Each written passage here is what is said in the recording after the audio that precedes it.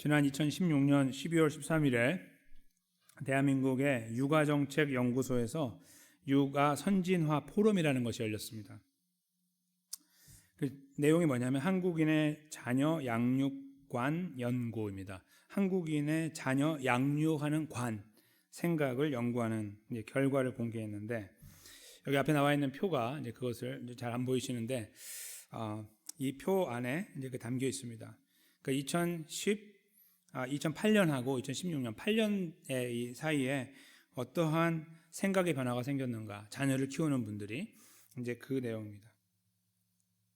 근데 여기에 응답자는 꼭 자녀가 있어서만이 아니고요, 그 자녀가 없는 기혼자나 또 미혼자도 다 포함됐다고 합니다. 그러니까 무작위로 20대에서 50대 성인 남녀 1,013명으로 이제 조사를 시작했는데, 변화가 많이 있었어요. 그게 뭐냐면 아들하고 딸에 대해 이제 그 기대가 다른데요. 아들은 어떤 아들이 되기 원하느냐 할 때 2008년에는 성격과 태도, 그러니까 책임감과 그 성실한 것이 제일 중요하다고 판단했어요. 그런데 2016년에는 사회성이 더 중요하다 이렇게 바뀌었습니다.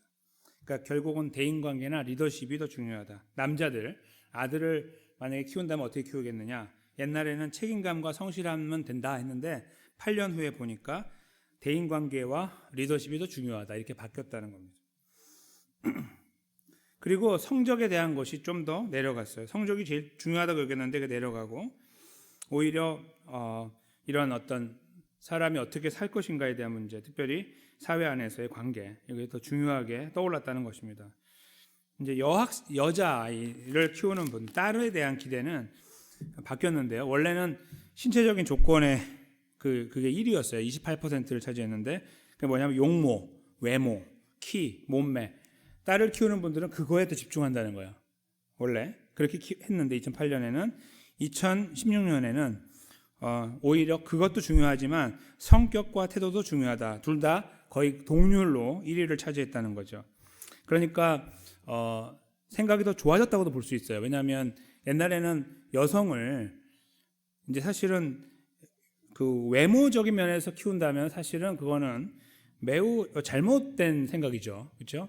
마치 여성은 그런 존재가 돼야 되고 남성의 어떤 그런 대상이 된다는 어떤 그런 의미가 있잖아요. 근데 그게 아니라 이제 그들도 또한 성격과 태도가 중요하게 작용하도록, 그래서 책임감과 성실함을 갖춘 여성으로 만들고 싶다, 이제 이렇게 바뀌었다는 것이죠. 참 좋은 현상이에요.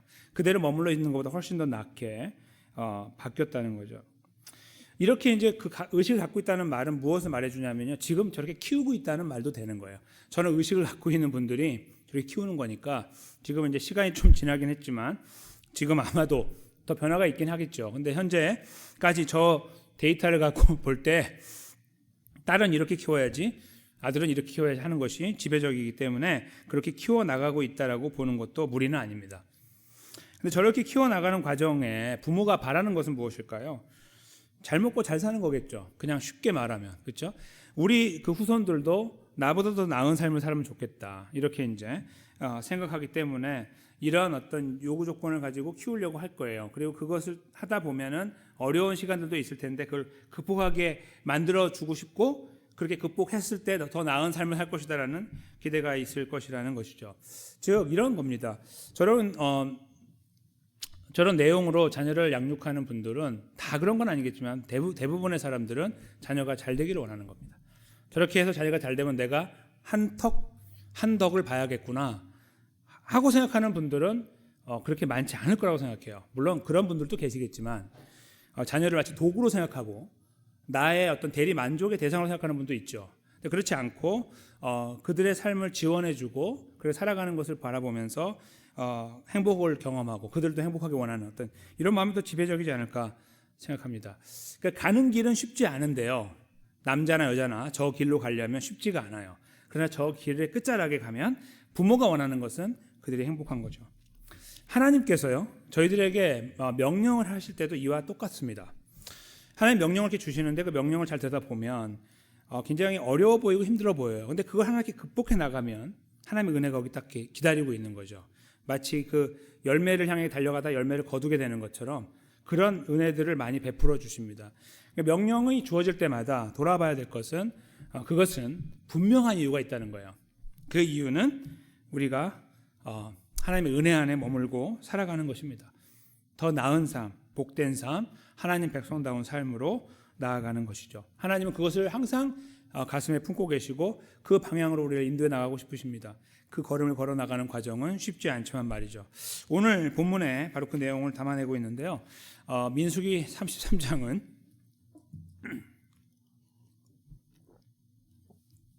꼭 앞부분부터 읽어보시기를 권유드리는데 이런 부분들을 잘 읽어 나가시면 나중에 성경적인 지식이 많이 좋아지시는데요.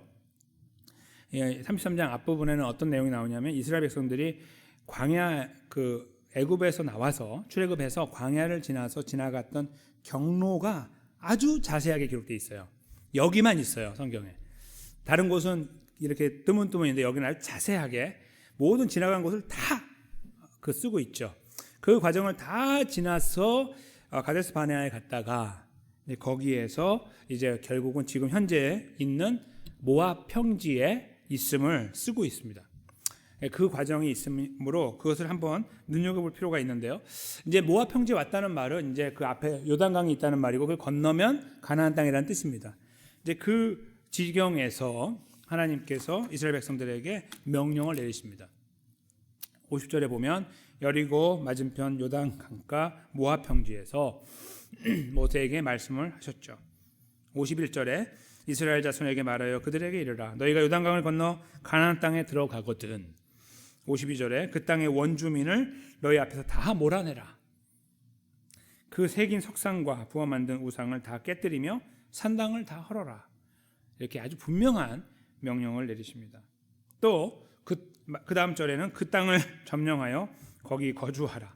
내가 그 땅을 너희 소유로 너희에게 주었기 때문이다. 이렇게 명령하십니다.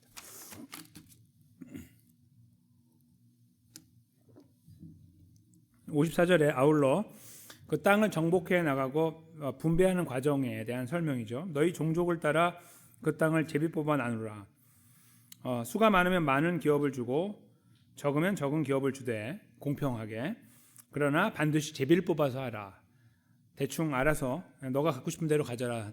뭐 이렇게 하는 게 아니라 다 제비를 뽑아서 제비를 뽑는다는 뜻은 하나님의 뜻을 구한다는 뜻입니다.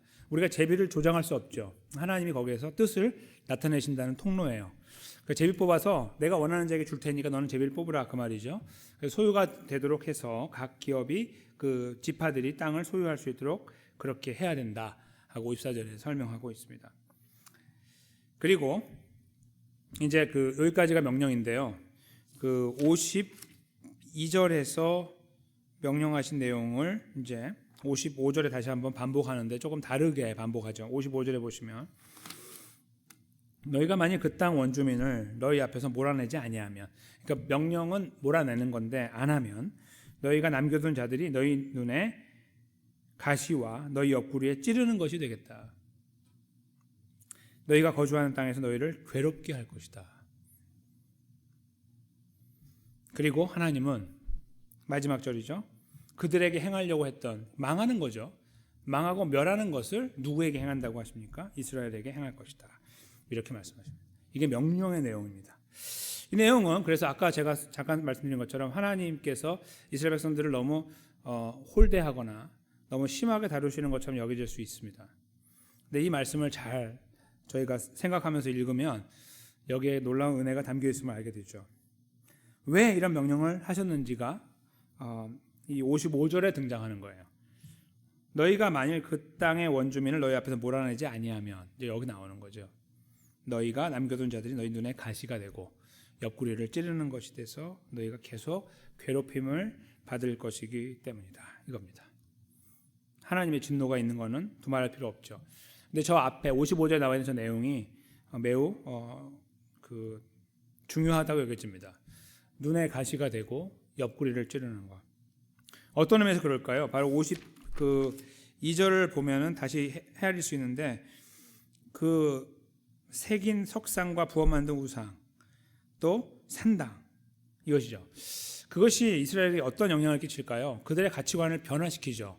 지금 하나님 중심의 가치관이 있는데 그게 바뀌게 만드는 거예요. 막 인생관도 바뀌는 거예요. 하나님만 있는 줄 알았는데 아니네 이렇게 바뀌는 거예요. 그래서 그거에 협력하게 되고 동조하게 되고 그리고 따라가게 되는 너무나 자연스러운 길이죠. 그걸 하나님께서 막기 위하여 그들을 다 멸해버리라고 하신 겁니다. 다 없애버리고 아무것도 없는 상태에서 시작하도록 명령을 하시는 거죠. 그러니까 이 명령을 잘 보면 분명히 무거운 명령은 틀림없습니다. 그들이 담당하기에는 다 죽여야 됩니까? 무자비하게? 또 저런 것 그냥 웬만하면 그냥 저희가 보기만 하면 안 됩니까? 그냥 두고? 산당 같은 거 집으로 쓰면 안 됩니까? 이렇게 우리가 충분히 그들도 질문할 수 있는 거예요. 너무 어려운 걸 수 있으니까. 하나님은 그렇게 하지 말고 다 쓸어버리라고 하신 거죠. 왜냐하면 그것이 자라서 결국은 눈에 가시가 되고 옆구리를 찌르는 것이 될 것이기 때문에 결국 고통스럽게 너희들이 다 무너져 내리고 나를 떠나고 범죄할 자리에 있어서 내가 너희를 오히려 멸할 것이기 때문이네. 이렇게 하나님 말씀하시는 내용을 반대로 생각하면 만약에 그렇게 한다면 만약에 이 말씀대로 따라간다면 어려워 보이고 힘들어 보이지만 이 말씀을 지키기 위해 노력한다면 무엇이 그들에게 주어지는 겁니까? 그들의 길이 평탄할 것이요 그 길이 풍성할 것이요 하나님이 그들과 함께 할 것이요 그들의 거리에 복을 주실 것이라는 내용이 반대로 따라오는 것이죠. 명령의 이유는 그래서 저희들에게 더 좋고 나은 거, 밝은 미래, 풍성함, 또 은혜로움, 견고함들을 주시기 위해서 주어져 있는 것입니다. 하나님의 명령을 지켜나갈 때 저희들의 경험을 한번 떠올려 보시면 아실 수 있습니다. 하나님 백성답게 살려고 하는 거죠. 명령을 따른다는 것은 어떠한 것이건 그것을 위해서 내 언행심사를 조절하고 꾹꾹 참고 어떤 순간을 이렇게 지나가려고 할 때 그 순간은 어렵고 힘들 수 있는데 그래서 나에게 마치 손해를 보는 느낌을 받을 수 있고 내가 그렇게까지 하는 것이 나의 어떤 모든 이 자존감을 떨어뜨릴 수도 있다고 하지만 그 시간을 지났을 때 하나님께서 가만두시던가요? 가만두시는 경우도 있죠. 그렇지만 어떤 경우에는 하나님께서 저희들에게 은혜를 베풀어 주시되 만족함을 주시고 그 문제를 해결해 주시기도 하고 평안을 주시기도 하고 위로해 주시고 격려해 주시기도 합니다. 사람으로부터는 아무것도 받을 수 없는데 하나님으로부터는 위로와 평안들을 경험하는 특별한 자리에 서는 것들을 경험합니다. 바로 그것이 우리에게 허락하신 명령의 참된 이유라는 것입니다. 우리가 잘되고 그것 때문에 우리가 풍성하고 하나님의 은혜를 누릴 수 있도록 하기 위하여 명령이 주어진다는 것입니다. 우리를 압박하고 짓누르기 위한 것이 아니라 우리를 더 평안하게 안전하게 세우기 위해서 명령이 주어지는 겁니다. 다른 말로 바꾸면 우리가 하나님 백성다운 걸음을 걸어나가는 것은 그 걸음을 통해서 우리가 왜 그리스도인의 삶이 이렇게 어렵고 힘들어 라는 그런 계속해서 한숨만 내뱉게 만들기 위한 것이 아니고 그 한숨과 아픈 고통에 이 비명들이 나올 수 있는데 삶 속에 그러나 그 걸음을 지나가면서 아니면 그 걸음 속에서 하나님의 함께 하심을 경험하고 나를 위로하고 계시는구나 나와 함께 하고 계시는구나를 발견할 수 있는 기회로 만들어 준다는 거죠. 그것이 하나님의 명령의 참다운 이유가 되는 것입니다. 예레미야 29장 11절 말씀에서 하나님께서 하나님 백성들을 향해 갖고 계시는 가장 근본적인 그 마음이 무엇인지를 헤아릴 수 있습니다. 예레미야 29장 11절 말씀을 저희가 한 목소리로 읽으며 명령을 주신 하나님의 마음을 한번 헤아려 보도록 하겠습니다. 읽겠습니다. 시작. 여호와의 말씀이니라.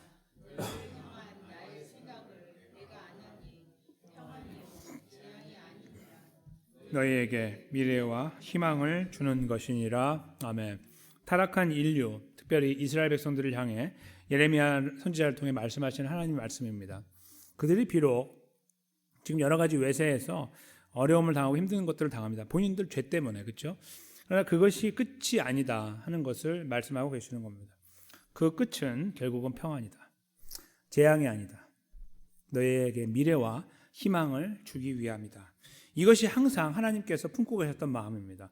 이스라엘 백성들이 그만큼 잘나고 자격 조건이 되기 때문에 또 하나님이 어떤 순간에 기뻐하심을 참 기쁘다 이런 어떤 일들이 간헐적으로 있기 때문이 아니라 그런 것과 관계없이 하나님은 이 불변의 그 성품을 성품을 유지하셨습니다. 항상 하나님 백성을 불쌍히 여기고 그들에게 미래와 소망 희망을 주고 평안을 주는 길들을 예비해 오셨어요. 그들이 죄악 가운데 있어도 똑같았습니다. 그들이 포로기를 지나고 나서 돌아왔을 때 저렇게 회복하게 하셨으니까요. 하나님의 그 신실하심이 바로 오늘 본문 속에서 이 무서운 명령을 주시는 것 같은 하나님의 그 마음임을 저희가 동시에 헤아리게 됩니다. 그리고 저 말씀은 바로 예수님의 십자가 위에서 완성됐죠. 우리를 대신해서 예수 그리스도를 못질하시고 찢으심으로 인하여 이 평안을 완성하시고 미래와 희망을 완성해 주셨습니다. 재앙은 예수님께서 가져가시고 우리는 평안 가운데 서도록 완성해 주신 것이죠. 무슨 말씀일까요? 오늘 본문의 말씀은 우리들에게 분명히 이 명령을 지키면 풍성한 은혜가 있을 것이다를 말씀하고 계시는데, 명령하고 계시는데, 공교롭게도 우리 인류는 우리 모두를 포함하여 우리 선배들과 앞으로 일어날 후배들까지 이 말씀에 제대로 반응하지 못하고 살아왔고 우리 살고 있고 앞으로 살 것입니다. 그렇죠? 그게 진리입니다. 그런데 하나님의 저 약속은 이미 이루어졌다는 거예요. 예수님의 십자가와 부활을 통해서. 그래서 저희가 오늘 본문의 말씀에 이 명령을 따라서 살지 못할 때가 너무나 많고, 뜻은 알겠고 우리가 잘 되기 위해서 이 말씀을 하고 계시는 하나님 아버지의 뜻은 알겠으나 우리가 그렇게 우상에 대하여 아주 매몰차게 잘라버리는 존재가 아닌, 우리가 좋아하는 것들을 계속 킵하고 그것에 우리가 가끔씩 의존하기도 하고 이렇게 살아가고 있는데, 즉 오늘 본문의 말씀에 의도는 하나 잘 이루어가지 못하는 것이 우리 현실인데, 우리가 어찌 하나님 앞에서 예배할 수 있으며 만족하게 뛰놀 수 있냐 하는 이 이유, 그것이 바로 예수 그리스도임을 발견하게 된다는 것입니다. 우리가 말씀을 잘 지켜나감으로 하여 하나님이 우리에게 은혜를 베푸시고, 여기에서 지금 잘 지키지 못할 때의 재앙과 잘 지킬 때의 은혜, 하나님의 복, 이것은 분명히 주어져 있으나 우리가 그 자리에서 다시 넘어지고 다시 넘어지는 이런 한이 있어도 하나님은 우리에게 베푸신 구원의 은혜를 저버리지 않고 우리를 붙잡아 나가신다는 것입니다. 그 사실을 우리가 이 말씀의 끝자락에서 헤아릴 필요가 있습니다. 왜냐하면 그것을 헤아리는 만큼 우리는 하나님 앞에 정직하게 살아갈 수 있기 때문입니다. 어떻게 정직하게요? 우리가 약하다는 것을 고백하고, 우리는 예수님이 필요하다는 것을 고백하고, 우리가 넘어지는 그 자리에서 일어날 힘이 우리에게 있지 아니하고 하나님 앞에 있음을, 예수 그리스도 안에 있음을 고백할 수 있기 때문입니다. 그 고백의 자리까지 나아가는 것, 그것이 하나님의 백성인 저희들이 이 밤에 다시 한번 기억해내야 되는 일이라고 저는 분명하게 믿습니다. 때로는 저희가 이 명령 앞에서 여러 가지 이유를 들어서 하나님의 마음을 아프시게 할 수가 있습니다. 이러저런 이유 때문에 우상을 다 제가 제거하지 못했습니다. 안 했습니다. 하나님도 아시지 않습니까? 라고 말할 수 있는 상황들.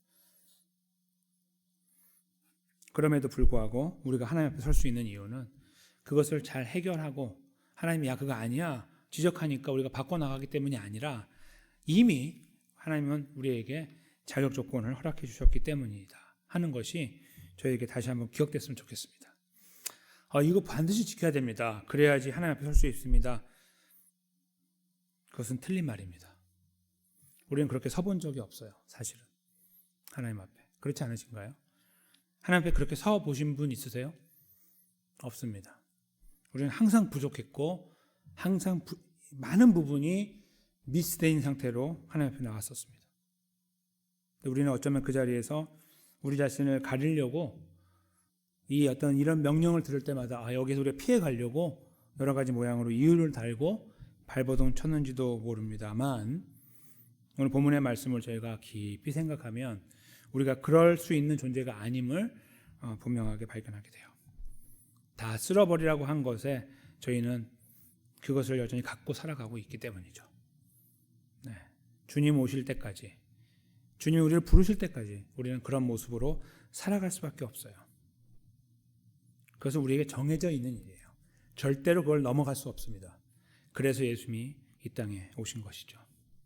그리고 예수님은 우리에게 구원을 베푸시고, 그러므로 하여 구원을 만끽하는 만큼 오늘 본문의 말씀을 이해하도록 하신 거고, 오늘 본문의 말씀을 이해하는 만큼 우리는 하나님 백성답게 사는 것입니다. 왜요? 너무 감사하기 때문에. 두려움과 근심과 걱정 때문에, 공포 때문이 아니라, 너희 그렇게 하면 벌 받을 거야, 혼날 거야 때문이 아니라, 너희는 그런 존재임에도 불구하고 예수 그리스도가 이 땅에 오셨고 구원을 완성했다, 그거 알고 있니? 라고 하는 말씀 앞에 저의 마음이 간담이 다 녹아버리기 때문입니다. 너무나 감사하게 그러한 우리가 예수님 은혜로, 십자가의 공로로 구원을 받아 이 자리에 있습니다. 사랑하는 성도 여러분, 저희가 그러기 때문에 오늘 말씀을 그냥 간과할 수 없는 것입니다.